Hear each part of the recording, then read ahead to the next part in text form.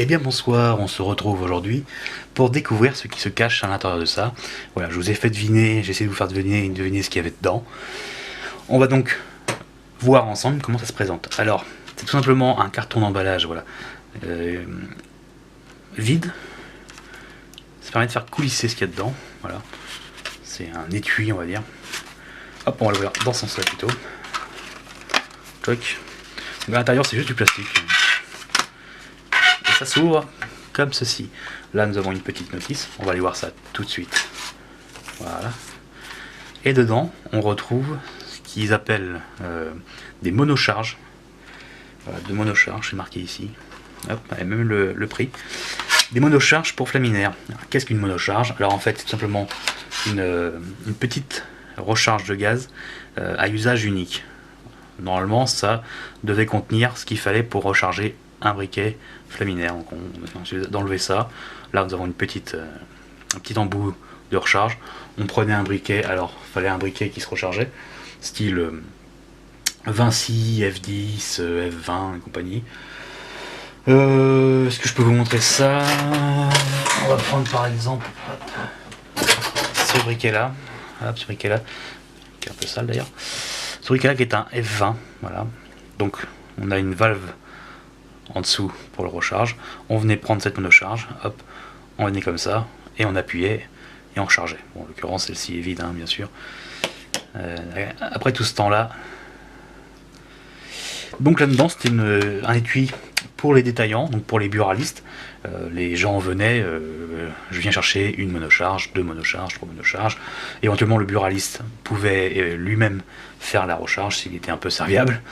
Donc voilà, ils ont continué le même principe quelques temps, parce voilà, j'ai trouvé celle-là, oui c'est pas la même, c'est aussi une Flaminaire, mais avec le nouveau graphine Flaminaire. Je sais pas si vous allez le voir comme ça peut-être, voilà. Ça c'est vraiment le graphisme de la marque Flaminaire à la fin de vie, on est vraiment à la fin des années 70 et presque début 80. Après c'est la débandade, j'en parle même pas. Mais c'est rigolo, j'en ai trouvé une comme ça toute seule dans un vide-grenier il y a quelques années. Après, Flaminaire a arrêté ce système de mono-recharge pour faire comme tout le monde, presque que tout le monde, des bonbonnes universelles à gaz, telles que celle-ci, voilà, c'est une Flaminaire aussi. C'est écrit ici, vous voyez, hop, Flaminaire. Mais bon, on trouvait toutes les marques à peu près fabriquées par le même détaillant. Donc ça c'est tout simplement ce qu'on trouve encore aujourd'hui. Alors, sauf que celle-ci est en plastique transparent, en général c'est plutôt en métal. Différents embouts de recharge. Et puis bah, on pouvait faire plusieurs remplissages pour plusieurs briquets. Hein. C'est toujours comme ça que ça se passe aujourd'hui. Donc les mono-recharges, alors je dis presque, parce qu'il y a encore une marque qui utilise des mono-recharges, c'est Dupont. Dupont, une marque française, de briquet de luxe française, peut-être plus connue que Flaminaire, bien plus connue que Flaminaire. Eux, ils font toujours les mono-recharges. À la différence près que chez eux, ce sont des mono-recharges perdus. C'est-à-dire que vraiment, cette recharge-là, voilà, celle-ci, alors c'est pour une ligne de briquet Dupont, c'est pour le mien en l'occurrence. C'est pour un Gatsby, si c'est bon nom. Ouais. Chez Dupont, vous achetez les cartouches comme ça, c'est vendu comme ça, là, avec le petit bouchon. Ici, ce n'est pas percé, bien sûr. Et quand vous allez visser dans la valve de recharge d'un Dupont, ça va venir percuter ou percer la mono-recharge, et toute la recharge va aller dans le briquet, et il est hors de question de faire plusieurs charges avec cet objet. Là, ça sert une fois. Là pour le coup, c'est vraiment une mono-recharge. Celle-ci chez Flaminaire, après tout, rien ne nous empêchait d'arrêter la charge au milieu. Il n'y a pas ce système de. Voilà, il y a vraiment une valve de remplissage là-dessus.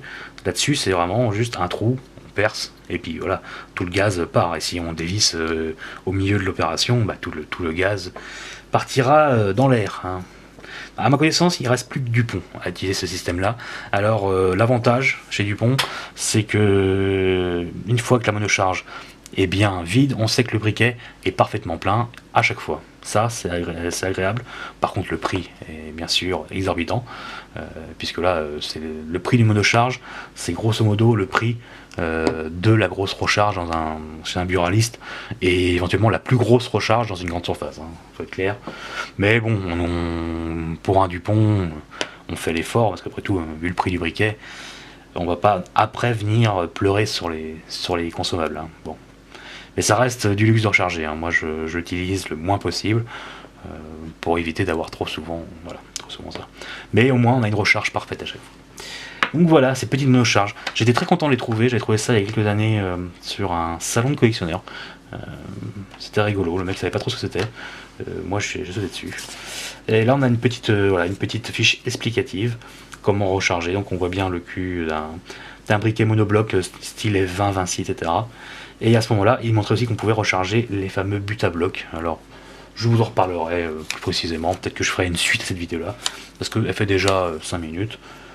Ça suffit pour vous présenter l'objet. Je ferai une vidéo bonus pour présenter plus en détail ça. Et ceci, qui était du coup de la communication pour les revendeurs, pour leur expliquer comment vendre le nouveau service de recharge de ces mini-charges. Voilà, on en reparlera dans une prochaine vidéo. Hop, on ferme. Sur ce, je vous dis une bonne soirée et à la prochaine.